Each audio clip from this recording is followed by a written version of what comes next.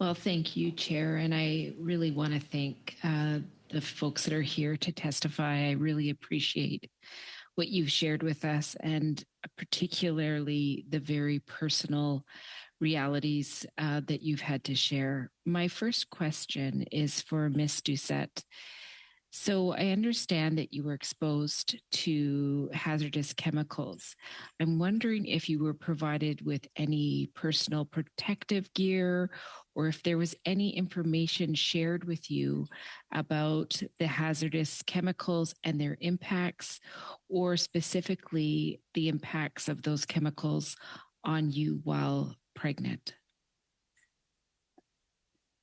Yes, actually, I was the PP&E that we were provided with. Obviously, it's a men trade, so they were normally made for men, so it did not fit me properly. Like for example, the earring protection. Like, still to this day, I cannot fit one of those little earplugs in my ear. Like, my canals are way too small for it to fit, and we did not have access to properly, like, to air. On n'avait pas accès à des bouchons faits sur mesure. We did not have customized earplugs. So we had to pay from our pockets for if we could afford them. And normally we're supposed to use things like double protection. So earplugs plus the shells. For the chemicals, like, we used the gloves, like those little rubber gloves you can buy commercially. But on airplane, most of the time when you work, the fuel drips on your head, drips on you. So even if you wear gloves, you get covered. Fuel drips down your arms. And we had to put rags to keep it from running down inside our, armpits and on our chests.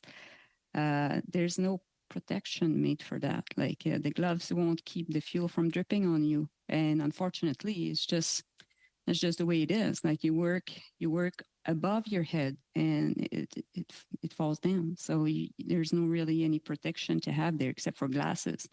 Of course, like when you had like a supervisor that was on the ball, would tell you where your eyewear, where are your glasses if you didn't wear them. But there's not much for fuel and particles, like from jet exhaust fumes, heavy metals that they're filled with it. Like, we don't have any mask.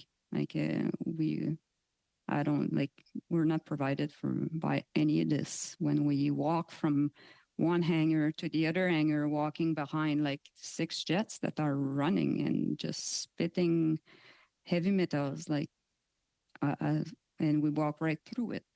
So no, we had training. They would tell us that we're supposed to wear safety goggles, the gloves, but we were not really provided with things that would fit a woman or a small woman, and that would really work to protect us, I don't think.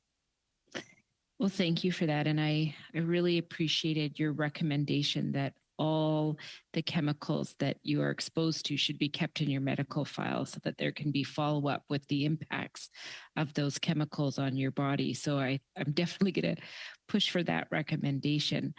One of the things, though, that I've heard from other testimony is that there's no research done on service and pregnancy for women or women who want to become pregnant. So I'm just wondering if you feel that this needs to be a higher priority moving forward so that documentation can happen at the CAF and then be able to transfer over to VAC so services meet the needs of women. Yes, I do believe this is critical.